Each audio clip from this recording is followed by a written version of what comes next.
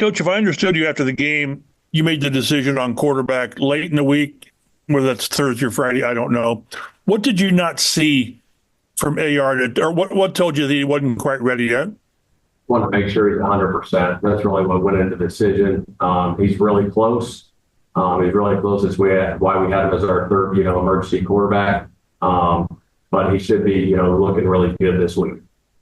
Quick follow-up. The fact that you've got Flacco, who's seen everything and done everything, does that give you the luxury of not pushing AR back, or would you not do that anyway? Yeah, again, with obviously Flacco's a really good player, been playing good ball for us. But when Anthony's healthy, he's our quarterback. Thanks, Coach. Yeah. James? Shane, just a quick follow-up on AR. Do you expect him to play this upcoming week, or you got to feel it out? Yeah, unless there's a setback. Yeah, I think he'll be ready to go. Okay, thank you. And then also with Jalen Jones, you've been on defensive side early in your career, offensive side now, but how have you seen him just grow throughout this season into a guy who a lot of guys in the locker room are saying, hey, we expect this from him now?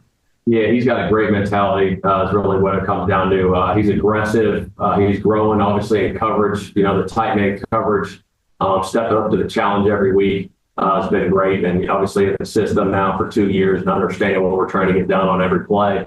Man, he's been a pleasure to be around for sure. Nate? Shane, I know you mentioned that with Anthony, you wanted to get to 100%. Obviously, yesterday we saw everything Michael Pittman did kind of limited by a back. So just wondered if you could kind of just lay out for people kind of why those two situations are different just between their positions or what they're dealing with. Yeah, it's case by case. And obviously, Anthony will touch the ball in every single play. And it's a long season, and we're 6 games into this thing. And we want to have him for the long haul. So that's kind of what went into the decision. Joel? Shane, you had a chance to see the tape now. What did you see from Dalton Tucker and Tanner Border? I mean, Tanner's been playing for a while, but what did you see from those two guys? Yeah, you know what? They stepped up and played good ball. We didn't give up any sacks in the game, which was impressive. I thought those guys did a hell of a job in protection. They played good. They played physical. They played hard. Credit to those guys, getting prepared every week. And then Dalton getting his, first real opportunity to go out there and do what he did. Was impressive to see. So obviously looking forward to him going forward. What does it say about Tony that he's been able to get rookies ready to go so quickly in there?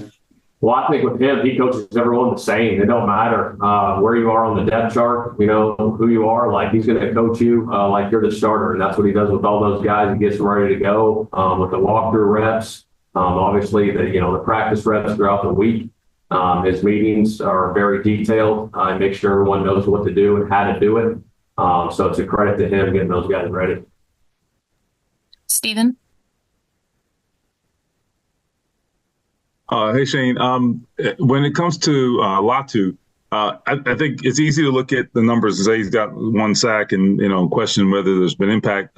It's much more than that, obviously. What have you seen from him? And number one, and number two, can you address just kind of like the high standard that he holds himself to? Because I know like he's not satisfied like at all. Yeah, I think it comes back like when we drafted him and just the way he works, like he's relentless going after it. You know what I mean? And maybe the sack numbers aren't there yet, but those are going to come because of the way, he goes after it every single day, the way he prepares. And you can just see the high motor, the relentless motor that he plays with on game day, the second efforts that he gives. And those will come, and obviously he holds himself to a high standard. And I think that's critical in this league for all players to hold themselves to a high standard so they can be great players when it's all said and done.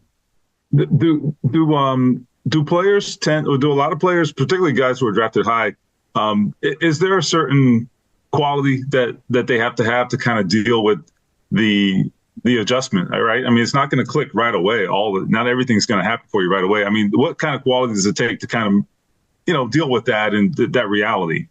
Yeah, I think a lot of this time, whether you're drafted high or low, I think a lot of this league is a lot of mental toughness. You got to be physically tough, but there's a lot of mental toughness that goes into this thing. In a long season, a 17-game season, college guys are, playing whatever it is, 11 games, 12 games. And then, you got 17 plus with playoffs, in this thing sometimes. So I think it's going through the grind of the week, every single week, getting your mind and your body prepared to go out and perform at a high level. Yeah, thanks. Kevin? Shane, obviously Josh plays a big role for you on offense, but you still put him back there, and he was really important for you yesterday as a punt returner. Why? Why do you decide to do that? Well, I think he gives us some explosiveness back there. I mean, we saw it yesterday, just his vision when he does catch those. Did some really good things offensively for us. He did some really good things like we're talking about right now, punt returns. He just got a natural feel back there, and, he's playing good ball for us back there. JJ?